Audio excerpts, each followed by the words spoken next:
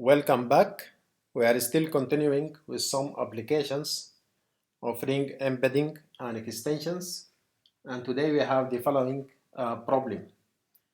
Given two disjoint rings S and R prime, where S contains a subring S prime that is isomorphic to R prime through a function F prime. Prove that there exists a ring R that contains R prime such that S is isomorphic to R, and the restriction of this isomorphism to S prime gives the isomorphism F prime.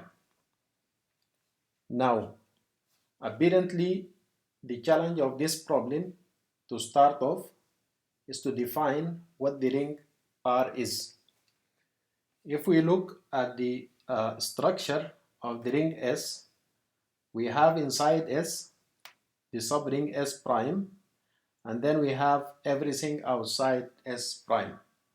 So an initial idea would be to combine the ring R prime with the elements in S that is outside S prime, and to see if we can form a ring out of this composition. So we start a proof with this idea. Proof. We let R equal R prime union S excluding S prime. So in effect, we are combining the elements in R prime with the elements in S outside S prime. Okay, and then those elements are copied into this new structure, which we called it R. Okay, now R prime intersection with S excluding S prime is of course empty. The reason, S and R prime are already disjoint, and therefore anything outside S prime will also be disjoint with R prime. Okay. Now, before proving that R is a ring, we define a function from S to R, and we show that this function is a bijection. Then we can use this function to start proving that R is a ring. So this will be a bijection between two sets, not between ring, between the set S and the set R.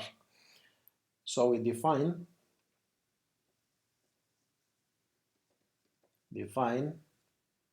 F from S to R by, obviously this is going to be a piecewise function, by f of x equal x if x is in S excluding S prime, and f of x is a value of f prime of x if x is in S prime. So if x is here, then we take the value of f prime of x to be the value of x. But if x is happen to be here, then we are just copying the same x into R. Okay. Now the first task is to prove that this function is well defined. Okay. So first we are proving well defined.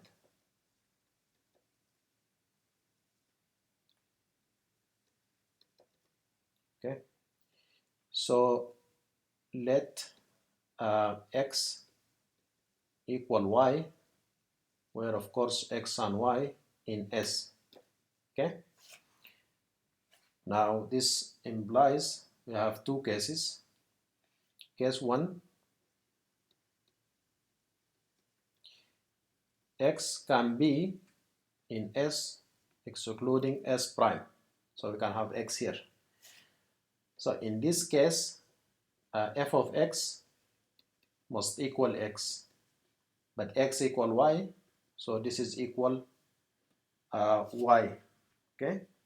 But y equal x, and x is in S excluding S prime, means that y equal f of y, and therefore f of x equal f of y, and f is well defined in this case. Case 2,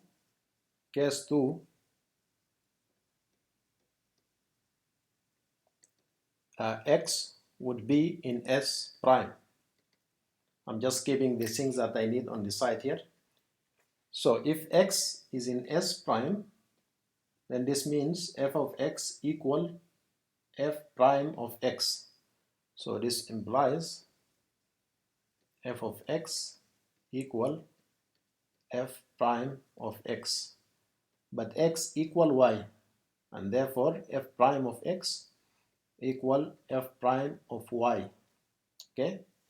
But y also is in S prime.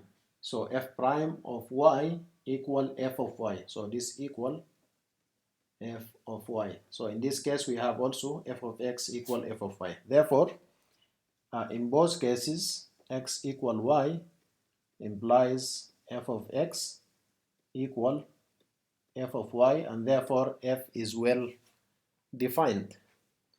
Next, we are going to show that f is bijection. That means it is injective and surjective. We are still treating S and R as a sets. We did not yet prove that R is a ring. So we go into claim F is injective. F is injective. Okay. So to prove this, we start by assuming. So assume f of x equal f of y for some x and y in S. Okay. Now we also here have three cases. Case 1,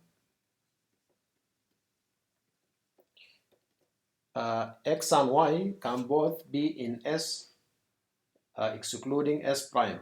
So we can have x and y here. Okay. So this is x and this is y. Okay. So case 1, x and y in S minus S prime. Okay. This implies f of x equal x, or we can write it x equal f of x, and f of x is f of y, and y is also in S excluding S prime. So f of y equal y. So we end up with x equal y, and in this case f is injective. Case 2, x and y both in S prime. Now in S prime we have f of x equal f prime of x. So we can write it f prime of x equal f of x, and f of x equal, of course, f of y. But f of y equal f prime of y. So this equal f prime of y. But f prime is injective, so we must have x equal y. So this implies x equal y, and in this case also f is injective. Now a third case would be if one of the values in S minus S prime and the other is in S prime. So let's take x to be in S minus S prime and y to be in S prime. So in this case, since x is in S minus S prime, so we have f of x equal x, or we can write it x equal f of x, and f of x is given to be f of y. And now we have y in S prime, so we have f of y equal f prime of y is equal f prime of y. But by the function f prime of y must be in R prime. So this is in R prime. So effectively x belong to R prime, but also x is in S minus S prime, so it belongs to intersection of R prime and S minus S prime. But this intersection is empty, as we showed previously. So this is empty set, which is a contradiction. So case 3 does not occur, and therefore we can say F is injective. Only the first two cases are valid. Okay. Next, we show that F is surjective. F is surjective. Now to start for this, we take y in R. So let y be in R.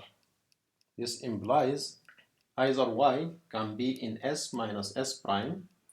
This of course here is S minus S prime, or it can be in R prime. So y can be in S minus S prime, or case 2, y can be in R prime. So let's take this case.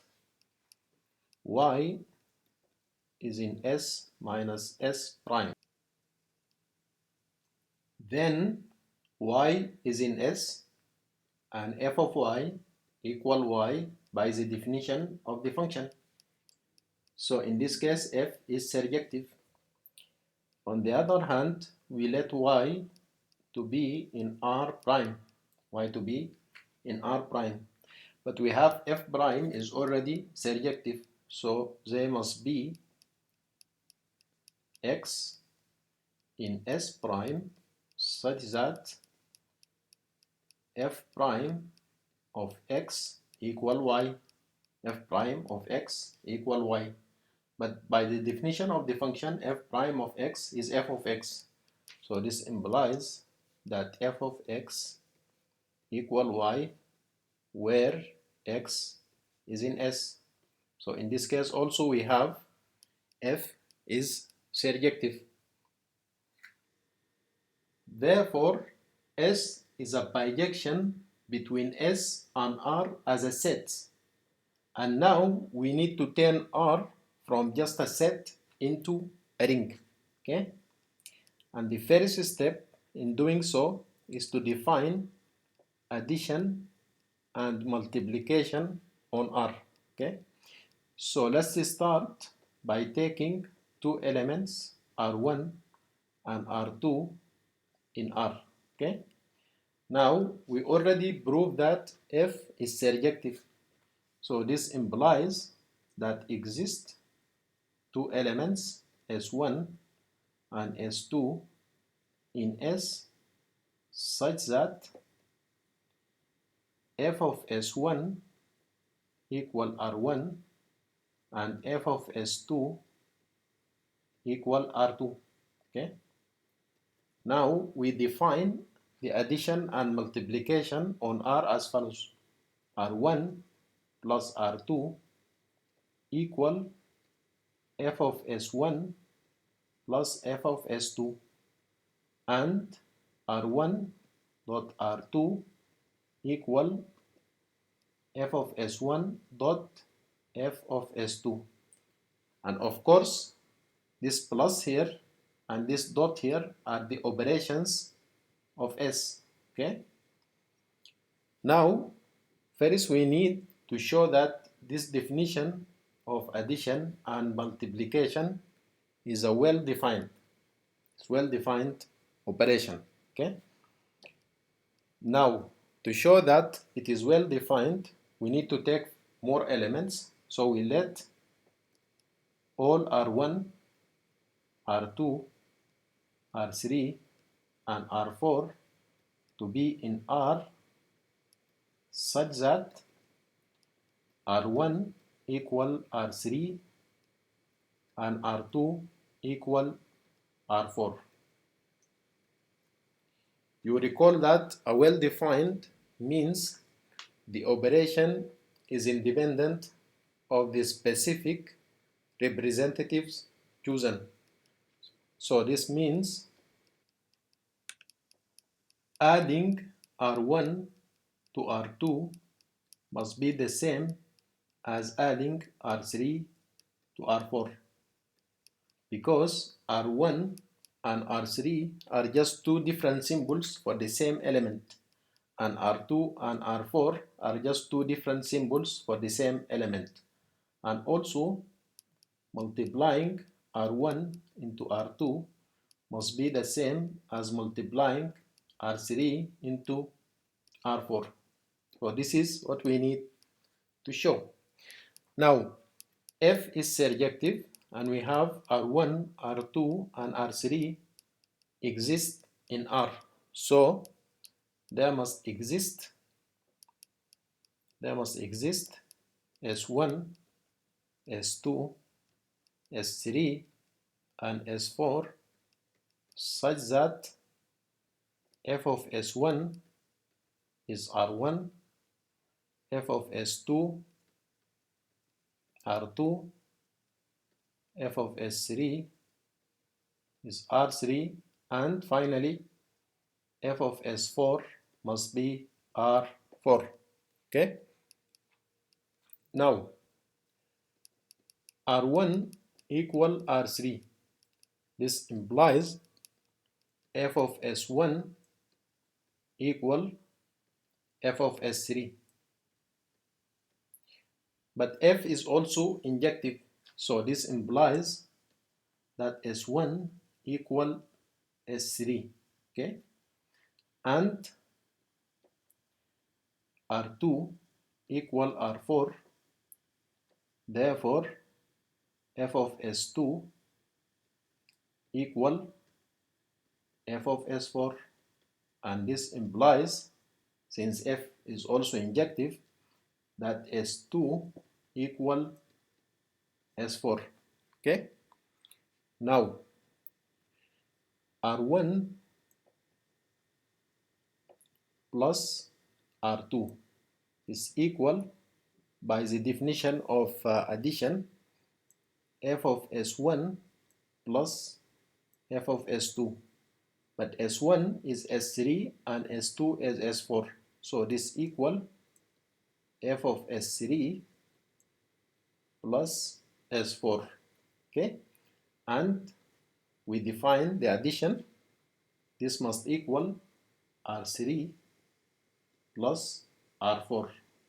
And therefore, the addition is well defined. And also, R1 dot R2 equal f of S1 dot S2. And this equal, so S1 equal S3 and S2 equal S4. So this equal f of S3 dot S4, and this equal R3 dot R4. And therefore, the multiplication is also well defined. Okay? So next is to show that R with plus and dot is a ring. Okay? With the operation, of course, defined, R1 plus R2 equal f of S1 plus S2 and R1 dot R2 equal f of S1 dot S2. Okay? Now, we need to show that plus is associative. Okay? So plus is associative. So we take R1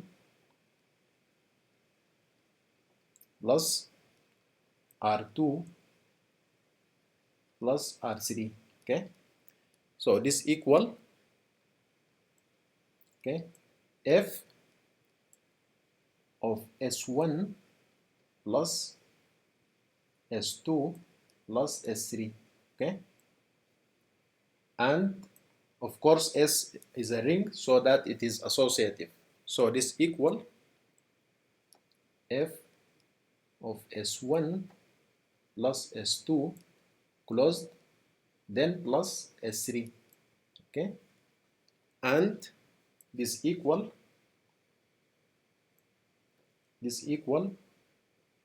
R1 plus R2 plus R3, and therefore hence plus is associative. Okay? Now similarly you can show that R1 dot R2 dot R3 equal R1 dot R2 then dot R3, and therefore dot is also associative. And the same logic you can use to show that R1 dot R2 plus R3 equal R1 dot R2 plus R1 dot R3, and therefore the multiplication is distributive over addition. And of course it's clear that both the addition and multiplication are commutative. Okay? Now we show that there exists an additive identity in R. Okay? So consider f of 0 where the 0 is a 0 of S. Okay? This is an element in R. Okay? And therefore there must exist some element S naught in S such that f of 0 equal f of S naught. Okay? And by the f being injective, this implies that S naught equals 0. Okay? Now let's take the following: f of 0 plus R1. Okay? This equal, since f of 0 is S naught and f of S1 equal R1, this equal f of S naught plus S1, and this equal f of 0, because S naught is 0, plus S1. Okay?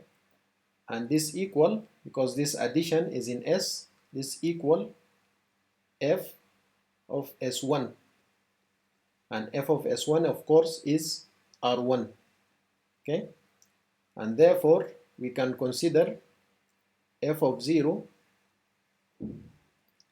is the additive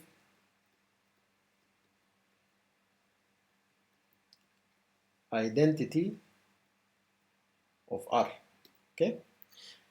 Now what is the additive inverse in R? Okay?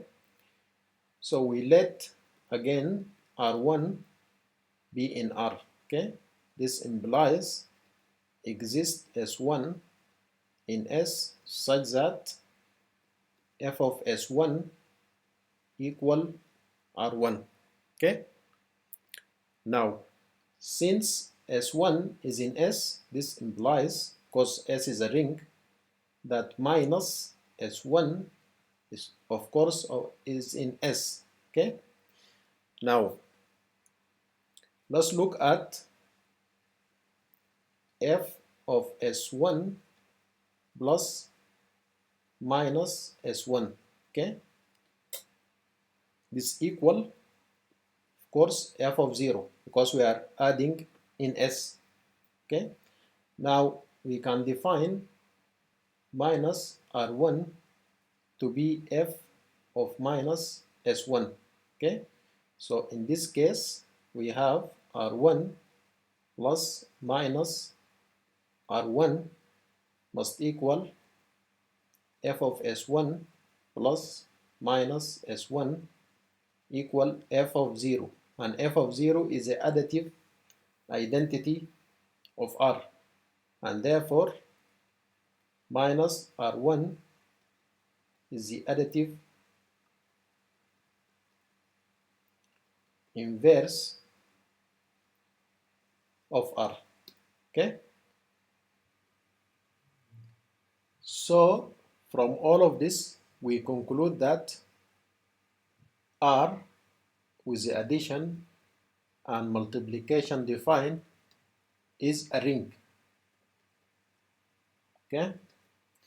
Now, F becomes a bijection between rings, but we want to show that F is an isomorphism.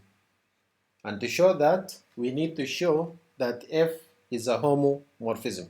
Okay? So we let two elements, S1 and S2, to be in S. And we want to show that f of S1 plus S2 equal f of S1 plus f of S2. Okay? Now, note that f of S1 plus S2 is an element of the ring R, right? It's here somewhere. But R is composed of two disjoint sets, R prime and S minus S prime. So this implies that we can have f of S1 plus S2 in R prime, or f of S1 plus S2 in S excluding S prime. Okay? It cannot be in their intersection because the intersection is empty. Okay? Now, if f of S1 plus S2 are in R prime, then S1 plus S2 must be in S prime, and therefore f of S1 plus S2 must equal f prime of S1 plus S2.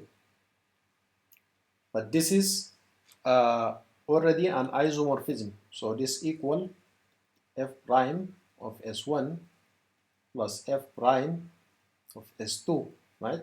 And from here, this equal f of S1 plus f of S2. So the addition distribution on the homomorphism works. Okay? And similarly, it can be shown that f of S1 dot S2 equal f of S1 dot f of S2. Okay? So we can conclude that f is a homomorphism. Okay? Therefore,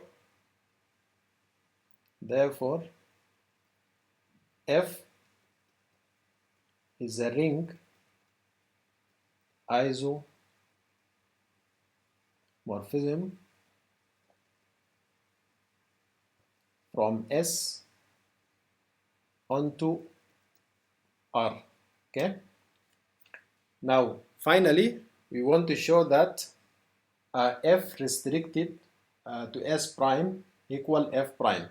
So f prime equal f restricted to S prime.